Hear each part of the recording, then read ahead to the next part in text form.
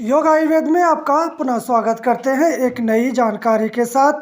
तो हम आ चुके हैं देहरादून के तपोवन जंगल में। ये नाला पानी के पास स्थित है और यहाँ साल के वृक्ष आप देख सकते हैं दूर दूर तक दिखाई पड़ते हैं। तो यहाँ जहाँ भी आपकी नज़र जाती है आपको साल के जंगल दिखाई पड़ता है। तो साल आप पहचान कर लें, कुछ इस प्रकार ये दिखाई पड़ता है। तो इसके औषधीय के साथ साथ इसके घरेलू उपयोग में भी इस लकड़ी का प्रयोग किया जाता है। और इस जो लकड़ी है या जो वृक्ष है इसका उपयोग आयुर्वेदिक दृष्टि से भी बहुत उत्तम कोटि का माना जाता है।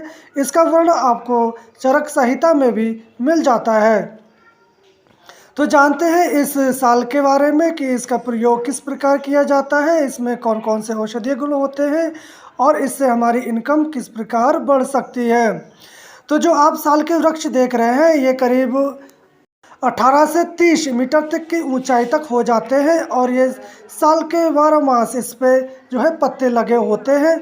और इसकी लकड़ी जो है काफ़ी मजबूत एवं कठोर होती है। और ये जो लकड़ी है इसका प्रयोग बड़ी बड़ी इमारतें या इसके दरवाजे खिड़कियां बनाने के लिए इसका प्रयोग किया जाता है। और ये जो लकड़ी है बहुत भारी होने के कारण ये जो है पानी में तैरती नहीं है। तो इसको जो छोटी जो नावें हैं उसका बनाने के लिए भी इसका प्रयोग किया जाता है। इस साल की जो छाल है वो काफ़ी खुरदरी एवं काले रंग की दिखाई पड़ती है। और इसका जो गोंद है जो सफ़ेद एवं थोड़ा से लाल रंग लिए होता है और ये बहुत ही चटाक से टूट जाता है। तो इसको राल के नाम से जानते हैं जिसका प्रयोग आयुर्वेद में बहुत ही किया जाता है। और इस साल की जो प्रकृति है वो शीत होती है। ये कफ और पित्त को कम करने वाला होता है। ये जख्म, घाव और दर्द, योनि विकार में ये काफ़ी फायदेमंद माना जाता है। इस राल का प्रयोग लिकोरिया या श्वेत प्रदर में किया जाता है।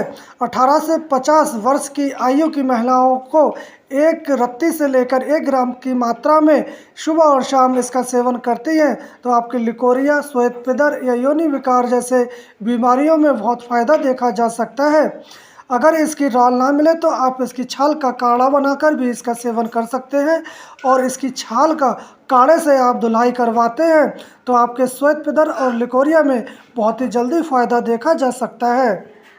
इस साल के वृक्ष को अलग अलग नामों से जानते हैं, जैसे कि इसका बॉटिकल नाम सोरिया रोवोटा है और इसको संस्कृत में अश्वकर्ण, साला, अगरबत्ती, सर्जन, हिंदी में सालशार, साल, सूखू, सूखुआ और उर्दू में राल इत्यादि नामों से जाना जाता है। आप अपने क्षेत्र में इस वृक्ष को किस नाम से जानते हैं आप हमें कमेंट बॉक्स में जाके बता सकते हैं।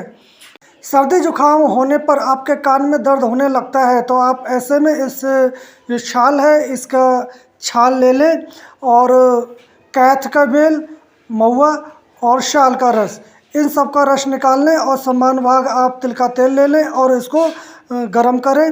जब इसमें तेल मात्र शेष रह जाए आप इसको छान कर रख लें और इसका 1 से 2 बूंद आप कान में सुबह और शाम टपकाते हैं तो आपके कान के दर्द में बहुत ही आराम होता है। हिचकी में राहत लाने के लिए आप इस साल का प्रयोग कर सकते हैं। इसका गोंद जिसको हम राल बोलते हैं उसको अंगारों पर रखकर आप उसका धूम्रपान करते हैं तो आपकी हिचकी में विशेष लाभ देखा जा सकता है। शरीर में खून की कमी हो जाने के कारण आप इस छाल का प्रयोग कर सकते हैं। आप इसका काढ़ा 15 से 20 मिलीलीटर की मात्रा में मधु के साथ आप नियमित सेवन करते हैं तो आपको एनीमिया, पीलिया जैसे रोग मिट जाते हैं। छोटे बच्चों के पेट में कीड़े पड़ना एक आम समस्या है तो आप ऐसे में इस वृक्ष के पत्तों का रस 15 से 20 ml की मात्रा में आप सेवन अदरक के रस के साथ करवाते हैं तो आप देखेंगे आपके बच्चे के पेट के कीड़े मरकर नष्ट हो जाते हैं। कुछ लोगों को बहुमूत्रता या पेशाब बार बार आती है या जलन के साथ आती है तो आप ऐसे में इसके फूल या इसके तने का चूर्ण 1 से 2 ग्राम की मात्रा में आप सेवन करते हैं तो बहुमूत्रता रोग मिटता है। इसके तने के छाल का प्रयोग वाजीकरण या काम शक्ति बढ़ाने के लिए भी किया जाता है। इस छाल के वृक्ष से निकलने वाला गोंद जिसको हम राल बोलते हैं उस राल में एक विशेष खासियत होती है, पुराने से पुराने जख्म या व्रण को भरने की ताकत रखता है। तो आप इसकी राल ले लें और उसमें थोड़ा सा नीला तोता मिला लें और दोनों को आप पानी में घिसें। जब घिसते घिसते ये सिरप रॉल रह जाए, चिपचिपा जैसा हो जाए, तब आप उसका जो जख्म है उस पर आप लेप करें। तो आप देखेंगे कि जो आपकी जख्म है बहुत तेज़ी से भर जाती है।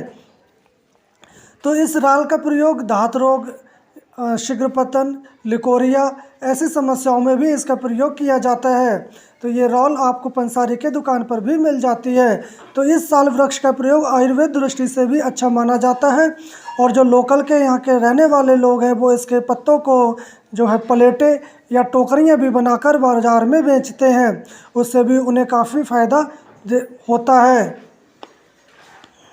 तो इस राल के वृक्ष में ऐसा भी माना जाता है कि हमारे धार्मिक जो संस्कृति या जो हमारे महात्मा लोग रहे हैं उनको भी इस साल के वृक्ष से कहीं ना कहीं लगाव या संबंध रहा है। गौतम बुद्ध का भी जन्म इस साल वृक्ष के नीचे माना जाता है। तो हर किसी धर्म में इस साल वृक्ष का प्रयोग किया गया है। तो इस साल वृक्ष का प्रयोग कई तरह से आप कर सकते हैं, लकड़ी के रूप में, औषधि रूप से या आध्यात्मिक रूप से इसका प्रयोग किया जाता है। और ये तपोवन का नाला पानी के पास स्थित जंगल है। ये देहरादून में स्थित है और समुद्र तल से करीब 800 मीटर की ऊंचाई पर है। तो आप यहाँ आके देख सकते हैं, यह दूर दूर तक जंगल ही जंगल आपको शाल के दिखाई पड़ते हैं।